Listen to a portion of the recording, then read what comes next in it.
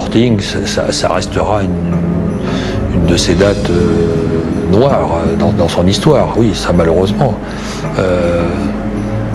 Pour la France, j'en sais rien. J'ai bien entendu et ressenti ce que tous les Français et bien d'autres encore ont éprouvé. Que me reste-t-il à faire sinon témoigner pour tous les Français? Pour dire, eh bien, la France est solidaire. Si ça peut aider moralement, tant mieux.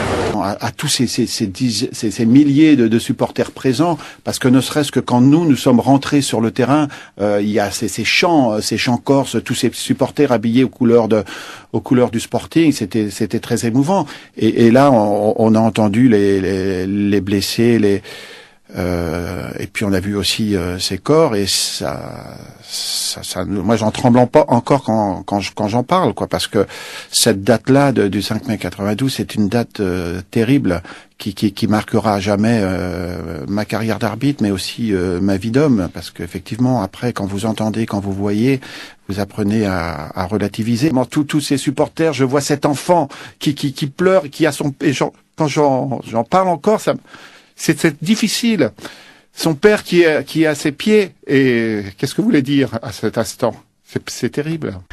Ça restera un drame pour le football français, et c'est bien que, enfin moi je pense que c'est très bien que on ne joue pas de match de foot à cette date-là, quoi. Ouais, ça doit rester une date du souvenir, de recueillement. Ouais, après c'est toujours de l'interprétation, mais il y a des catastrophes qui peuvent arriver, mais là c'était la fête du foot, c'est arrivé en France, c'était le football français, donc moi c'est plus après j'ai pas de connotation politique ni quoi que ce soit. Moi je considère que de faire ça, c'est rendre hommage aux personnes qui ont disparu et à leurs familles, voilà. Et respecter ça, pour moi c'est quelque chose de très très important. Après les gens peuvent voir ça différemment, mais il faut se mettre à la place des familles qui ont perdu des êtres chers et qui étaient venus pour voir un match de foot, quoi. Ça, il faut pas l'oublier. Même si c'était des années après, je vous assure sincèrement, lorsqu'on a été champion de France la première année contre Rennes au Vélodrome, voilà, j'y ai pensé. Ça fait partie des moments très tristes, auquel on n'a pas envie d'assister ou d'y être ou de vivre. C'est une cicatrice qui est pas refermée pour beaucoup de gens, et qui prendra beaucoup de temps avant d'être résorbée, c'est clair. C'est peut-être la plus grande catastrophe du football français, de l'histoire du football français. Que ce soit même les clubs qui viennent jouer ici, souvent les clubs qui viennent jouer ici, la première démarche qu'ils font, c'est de déposer une gerbe auprès de la stèle. Le 5 mai 1992, une cicatrice à vie pour le football français, ou plutôt pour le football corse. Les raisons, les polémiques sont nombreuses, devoirs de mémoire oubliés, promesses envolées. Les cérémonies, il n'y en a pas beaucoup, il n'y en a qu'en Corse. Alors que la fédération française, la Ligue, devrait ce jour-là rendre hommage même publiquement, il n'y a même pas une ligne dans un journal ou à la télévision, on ne dit plus rien. C'est fini, Furiani. Il y a eu 18 morts, il y a eu 2000 blessés, il y a eu un traumatisme. Il avait été dit que le 5 mai, il n'y ait pas de compétition. Je pense qu'avec le temps, on a oublié un peu cette promesse-là. C'est que parler du devoir de mémoire pour tout, quoi. Donc là, je veux dire, le 5 mai, il y a eu une catastrophe. Il faut qu'il y ait un devoir de mémoire et que le 5 mai, il n'y ait plus de matchs qui soient joués. On ne respecte plus les morts ou les handicapés qu'il y a pu y avoir. Et là, je trouve qu'à un moment donné, les Corses ont raison de se battre là-dessus. Ils ne sont pas foutus, je veux dire, de dire, ben voilà, le 5 mai sera une date de mémoire. On ne jouera plus de match le 5 mai. Alors qu'il avait promis. Et je ferai partie de ceux qui se battront pour qu'on ne joue pas au football. Parce que le 5 mai 2012, il y a une journée de Ligue 1 qui est programmée. On sera à 2 journées de la fin du championnat. Donc on peut très bien se trouver dans une situation où un club joue le titre de champion de France de Ligue 1 ce jour-là, alors qu'ici, on commémorera la catastrophe qui a le plus marqué le football corse, le football français et le sport français en général. Mais les victimes demandent à ce qu'il n'y ait pas de match. Ce sont les victimes qu'on écoute, je veux dire les victimes, leur peine, leur désarroi.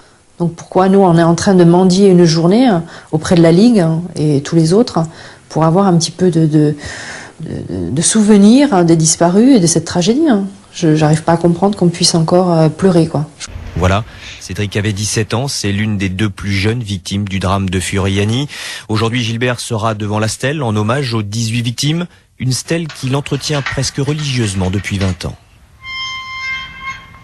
Vous savez, moi, pratiquement tous les jours, je suis au cimetière dans la chapelle de Mont enterrer mon fils. Et puis de temps en temps, je viens à la stèle. Et 20 ans après Furiani, Étienne Baudu, la souffrance de toute évidence est toujours là et il n'y a toujours pas d'hommage national mis en place. Oui, et Gilbert, comme son épouse Gina, comme les familles des victimes, comme les 40 000 signataires d'une pétition, demandent que désormais, chaque année, aucun match officiel de football ne soit joué un 5 mai.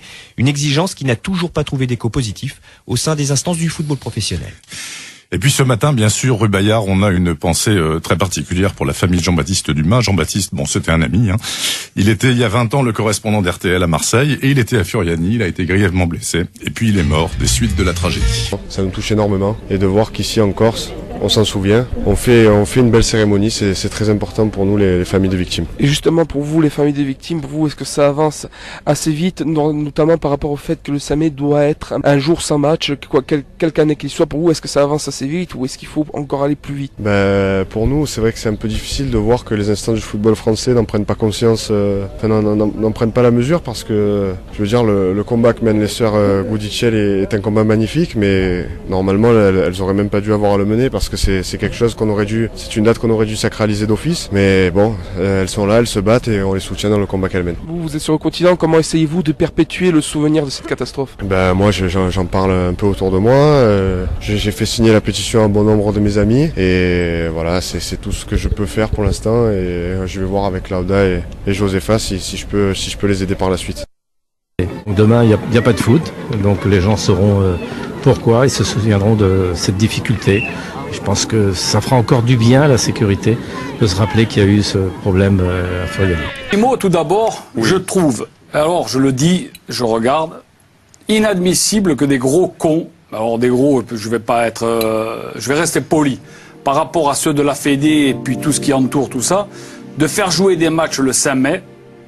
Voilà, il faut qu'ils se regardent en face, de dire, parce que ça ne leur est pas arrivé.